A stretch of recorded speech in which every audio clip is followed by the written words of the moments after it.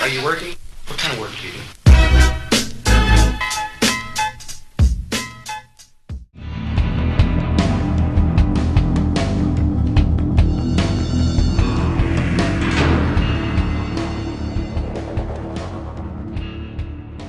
Act as if you're a wealthy man, rich already, and you will become wealthy. Act as if you have all the answers, and the answers will come to you. Act as if you have unmatched confidence, and you will become confident. Act as if. The first thing that happens when greed takes hold is all ethics go flying out the window. Once I stepped over that line, bam, and I stepped back and did it right, you're done. Because my line of morality moved slightly to here. Till before I knew it, I was doing things I never thought I'd do, associating with people I never thought I'd associate with, and everything seemed perfectly all right. Poor standards are at the bottom. It's a giant leap from poor to good, another giant leap from good to excellent. At the level above excellent, which is extraordinary standards, it's only 2 millimeters away. A dramatic rise, a colossal crash, a phenomenal comeback. Jordan Belfort is the man of the moment who people want to listen to in matters of finance and motivation. Over the last 20 years, Jordan Belfort has soared to the highest financial heights, earning over $50 million a year as the notorious Wolf of Wall Street. Then sunk to the lowest societal lows, succumbing to a massive drug addiction and doing 22 months in a federal prison camp. Today, 13 years sober, Jordan's story has been written about in virtually every newspaper and magazine in the world. As a best-selling author, his books The Wolf of Wall Street and Catching the Wolf of Wall Street have been printed in 44 countries and 18 languages. A smash hit on the international speaking circuit, Jordan travels the world speaking to thousands, inspiring them with his unforgettable stories, showing how to break through barriers to achieve success. A peak performance coach, Jordan helps guide elite professional sports clubs to national championships. His compelling story is soon to make the big screen, with Leonardo DiCaprio set to star, directed by Martin Scorsese. DiCaprio notes, "For all that he may have done wrong, he still stands as an example of the transformative qualities of ambition and hard work. In that regard, he's a motivator without peer. I've known Jordan for 2 years and I've been in his company many times, but there is nothing quite like his public speaking."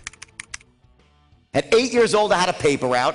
At 10 years old, I was shoveling driveways after a snowstorm, making 20 bucks a driveway. And I hit it big for the first time when I was 16 years old, selling ices on the beach. I'd go blanket to blanket with a cooler, and inside was a barrel of ice. They'd scoop them out. Each scoop cost me 7 cents. I sold them for $1. Every summer, I'd make 20 grand, $20,000 in 1975, 76, selling ices on Jones Beach in New York. And I put myself through college. Graduated college and I went to dental school. And I'll tell you why. Because from the time I was this big, my mother was inserting a belief in my head that the only noble way to become rich was to be a doctor. But I went to dental school, right? Because I thought I'd make a lot of money. And here's what happened. It was just a room just like this, a bit smaller. And the first day, I was sitting there with the other dental students. I looked around, sizing up the competition. And the dean was in the front. And he said, I want to welcome you all to the Baltimore College of Dental Surgery. He says, you're going to be a pillar of the community. It's going to be very rewarding. But let me say this. The golden age of dentistry is over. If you're here to make a lot of money, you're probably in the wrong place. I got up and I walked out, and that was it. I dropped out of dental school the first day. And that's how it started. I went to Wall Street and I literally sold myself a job. I begged them for a job. It was a big company, real big company. And I said, I'm the best salesman. I could do this, I could do that. And they gave me the job. The opportunity finally arose for me to open up my own brokerage firm. I developed a system where I could train any broker, any human being, regardless of age, race, creed, color, socioeconomic background, education. And I could take any one of them if they had even this much desire, and I could amplify the desire, and I could teach them how to get rich. That was the system. It was mind-boggling. Bang, it took off like a rocket. And then the insanity ensued. Jordan Belfort, now a reformed master of the universe, living life in the fast lane, a lifestyle hard to imagine for most. What a great life, huh? Jordan Belfort, this is your life. This is home video taken during one of Belfort's lavish vacations. A getaway on his 167-foot yacht, named after his wife, Nadine, a former fashion model. He bought this house worth $7.5 million on Long Island's fabled Gold Coast, and this $17.5 million estate in the Tony Hamptons. His net worth skyrocketed to $100 million. But the most destructive belief that was ever installed in my mind, greed is good. Greed is about literally wanting as much as you can, as fast as you can, and you don't care who gets hurt along the way. It's ambition. That's good. Passion. That's good. That's what's good.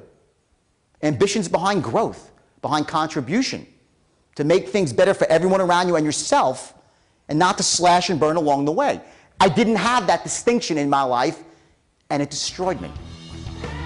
A breakthrough to massive success, from good to bad to an extraordinary reversal with noble achievements. Jordan Belfort exemplifies the ultimate redemption story. A man who has learned that greed destroys and success for all the right reasons is possible. We are not our past experiences. We are the capabilities and the resources that we've gleaned from them.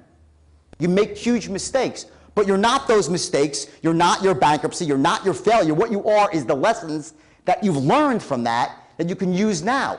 When you change the way you look at things, the things you look at change.